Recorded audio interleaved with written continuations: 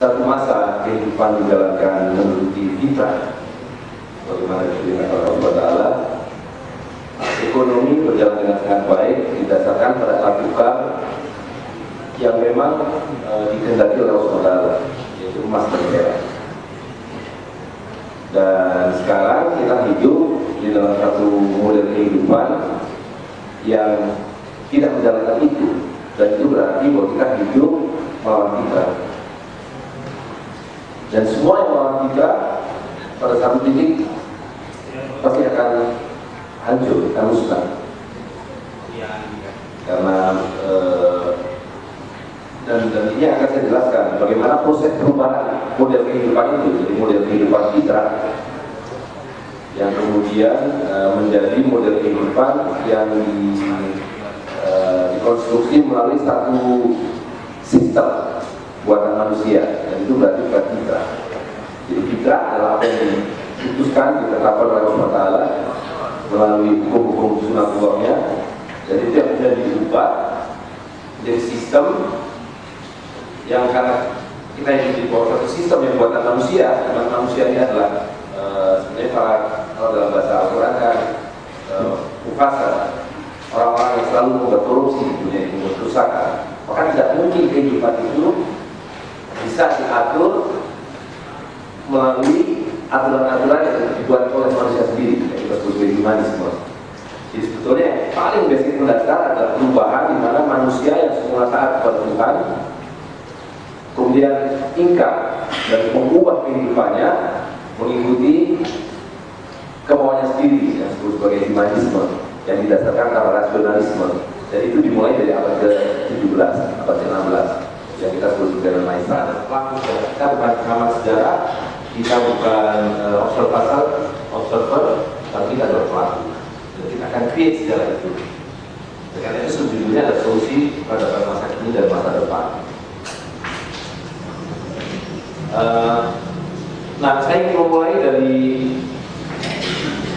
satu justifikasi kenapa para sultan mencetak dinar dan dirham. Jadi kalau tadi dijelaskan seluruh dinar dan dirham itu atau uang dasar semuanya dicetak oleh para sultan karena itu adalah perintah dari Allah Ta'ala. Di dalam Al-Quran di dalam surat Al-Imran ayat 59, Alhamdulillah minasyaitonir rajim, atiwa wa atiur rasul wa ulil amri minkum. Taatilah Allah, taatilah Rasul, dan taatilah para ulil amri, para pemimpin.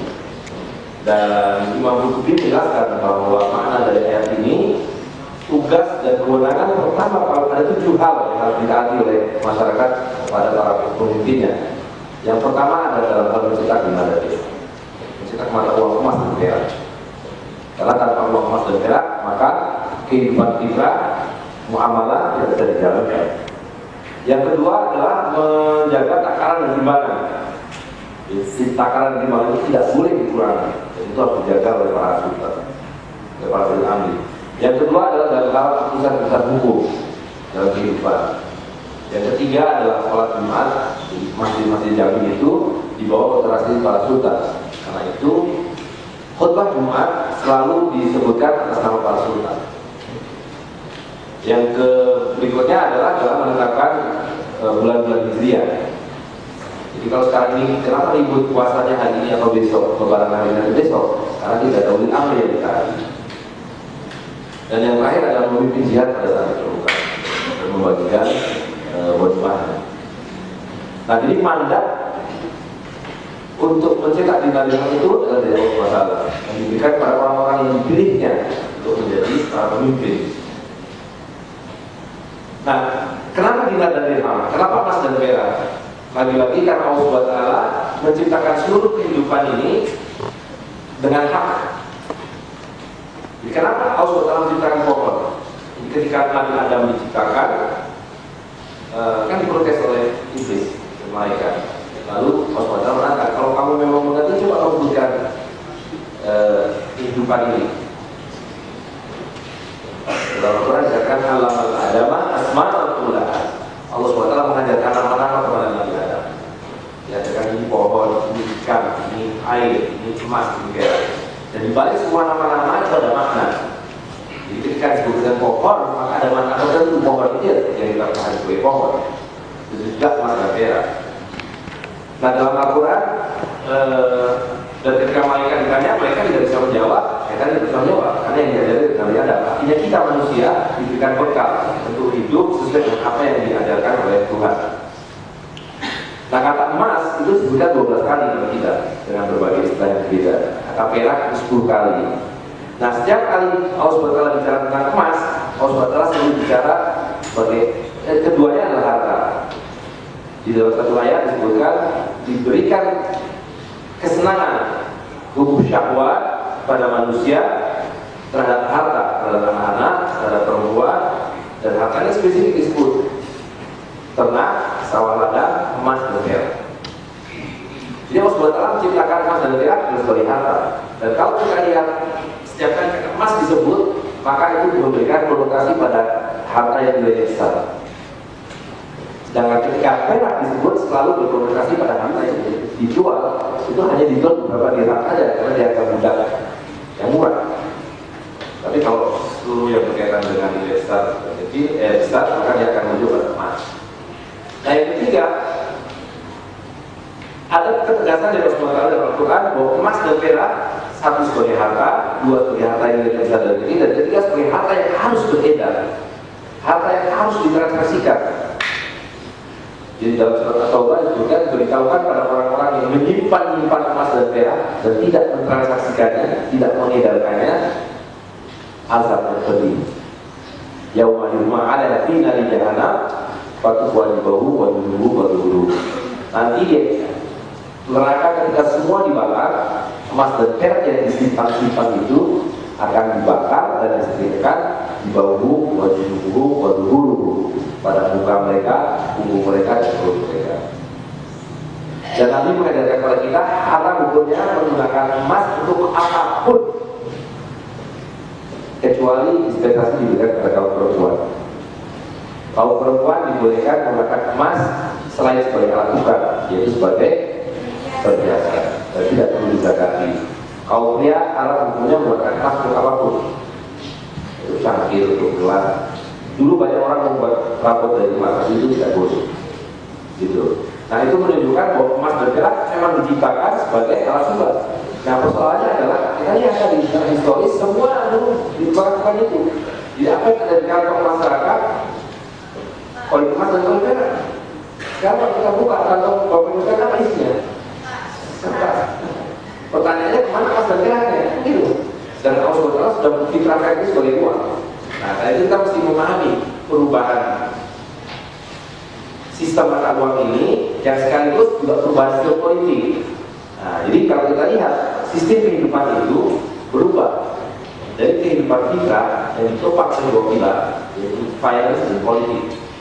Di mana finance-nya basisnya adalah emas dan perak, politiknya adalah personal rule, yaitu sultannya.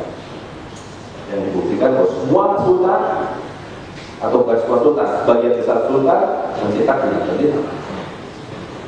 Nah ini kemudian berubah sejak abad 16 tadi melalui proses sampai Renaissance, di mana rasionalisme menggantikan ketaatan kepada Tuhan.